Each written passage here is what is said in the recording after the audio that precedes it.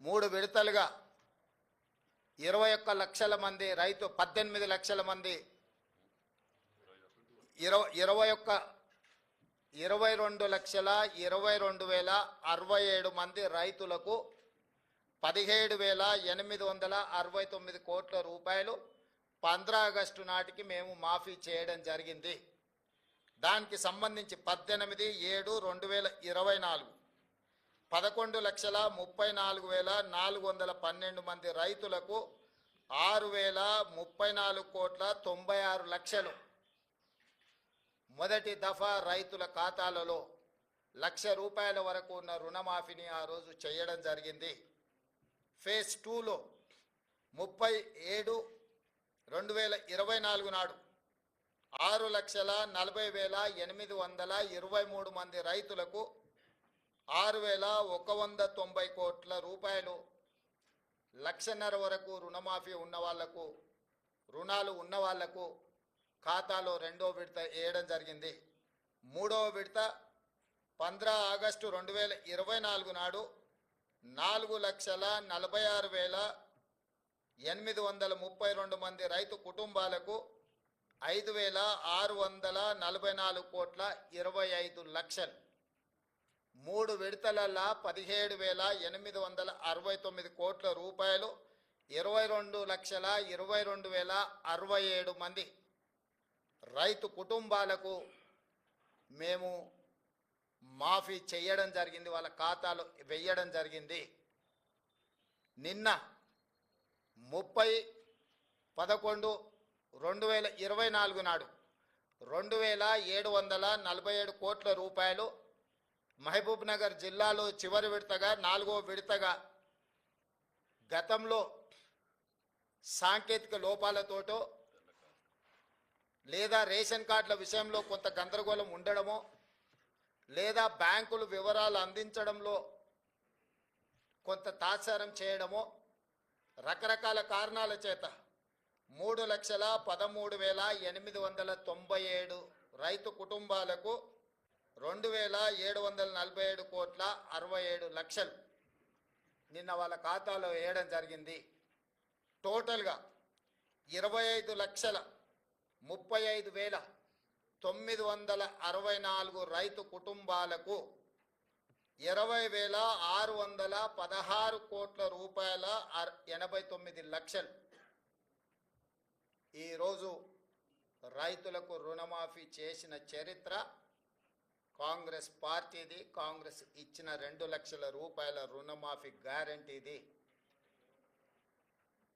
దేశ స్వతంత్రం వచ్చినప్పటి నుంచి ఈనాటి వరకు ఈ రోజున్న 29 రాష్ట్రాలు కానీ గతంలో పెద్ద రాష్ట్రాలుగా ఉన్న ఉమ్మడి రాష్ట్రంలో కానీ స్వతంత్రం వచ్చినప్పటి నుంచి ఈనాటి వరకు కేవలం రైతు రుణమాఫీ ఇంత తక్కువ సమయంలో 25,35,964 రైతు కుటుంబాలకు 20,616 కోట్ల రూపాయలు ఏ ప్రభుత్వము చెయ్యలేదు. గతంలో మా ప్రభుత్వం కూడా ఇంత పెద్ద ఎత్తున రైతు రుణమాఫీ చెయ్యలేదు. ఈ దేశంలోనే ఇది గొప్ప రికార్డ్. అయినా బీఆర్ఎస్ నాయకులు పదే పదే రైతు రుణమాఫీ గురించి రకరకాలుగా మాట్లాడుతున్నారు. నేను వారు చేసిన వివరాలను ఒకటి పోల్చి చూసుకోవడానికి, పాత్రికేయ మిత్రులు విశ్లేషించడానికి కొన్ని వివరాలు నేను చెప్పదలుచుకున్నాను. 2014లో వాళ్ళు ₹1,00,000 రుణమాఫీ గురించి హామీ ఇచ్చారు. అధికారంలోకి వచ్చిన తర్వాత 4 విడతలుగా రుణమాఫీ చేస్తామన్నారు. 4 విడతలలో బ్యాంకుల్లో జరిగే మిత్తిలు పెరిగే మిత్తిలను కూడా మేమే కడతామన్నారు. ఆ విడత సరిగ్గా అమలు చేయలేదు. రెండవసారి మళ్ళీ హామీ ఇచ్చారు 2018 ఎన్నికల్లో. 2018 ఎన్నికల్లో కూడా ₹1,00,000 ఏక మొత్తంలో రుణమాఫీ చేస్తామని చెప్పిన ప్రభుత్వం ఆనాడు వాళ్లకు చెయ్యలేదు. చివరికి ఎన్నికలు సమీపించిన సమయంలో ఔటర్ రింగ్ రోడ్డును అమ్మి హడావిడిగా రుణమాఫీ చేసింది ఎంత అంటే వాళ్ళు 21,35,557 మంది రైతులకు 11,909 కోట్ల 31 లక్షల రూపాయలు మాత్రమే రుణమాఫీ చేసిండ్రు. 4.5 సంవత్సరాల తర్వాత వాళ్ళు రుణమాఫీ చేయడం వల్ల ఈ 1,00,000 రూపాయలు రుణం తెచ్చుకున్న వాళ్లకు ఇందులో వడ్డీ ఎంత పోయిందయ్యా అంటే 8,578 కోట్ల 97 లక్షలు. దాదాపుగా వాళ్ళ మొత్తం అప్పులకే పోయింది. అంటే వాళ్ళు తెచ్చిన 4.5 ఏళ్ళు రుణమాఫీ జరగకపోవడం వల్ల అది మొత్తము వడ్డీలకే వెళ్ళింది. దాంతో నికరంగా వాళ్ళు చేసిన రుణమాఫీ ఎంత అంటే 3,331 కోటి రూపాయలు మాత్రమే. సింపుల్గా చెట్టు కింద లెక్కలు చెప్పాలంటే వాళ్ళు ఇచ్చింది 2018 నుంచి 2023 వరకు 5 సంవత్సరాల పరిపాలనలో చంద్రశేఖరరావు గారు ముఖ్యమంత్రిగా రైతులకు 11,909 కోట్ల రూపాయలు రుణమాఫీ చేసిండు. ఆ రుణమాఫీలో వడ్డీ 8,578 కోట్ల రూపాయలు వడ్డీ కింద పోయింది. కేవలం 3,331 కోట్ల రూపాయలు మాత్రమే అసలు కింద జమ అయింది. 5 సంవత్సరాలలో ఆయన చేసిన రుణమాఫీ 3,331 కోటి రూపాయలు. వారు ఈరోజు సంవత్సరం తిరగకంటే ముందే దాదాపుగా 20,616 కోట్ల రూపాయలు రుణమాఫీ చేసిన మమ్మల్ని తప్పు పట్టాలని, దోషిగా నిలబెట్టాలని ఏదో ఊబలాట పడుతున్నారు. ఇది రైతులు గమనించరా?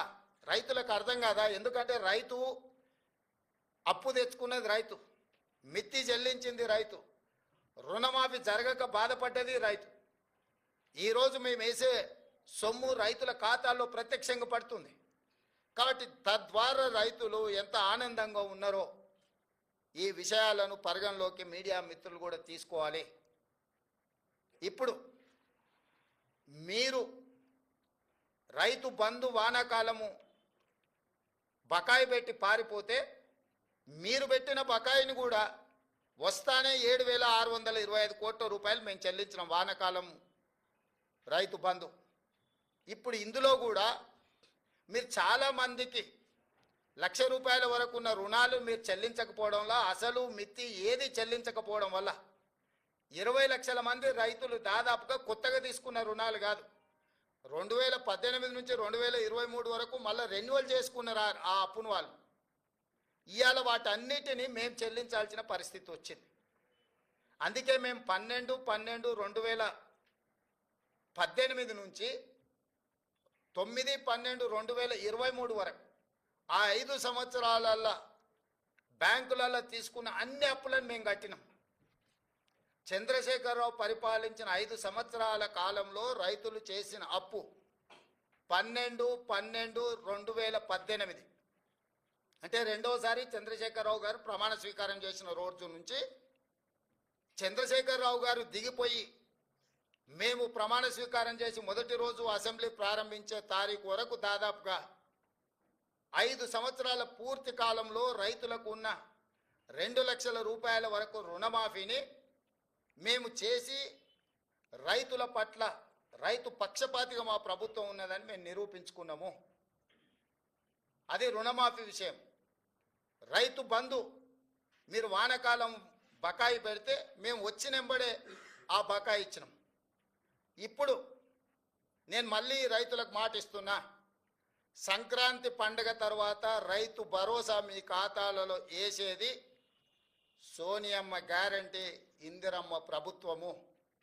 ఏ రైతులు ఎలాంటి మారీచులు సుబాహులు వచ్చి మీకు అబద్ధాలు చెప్పి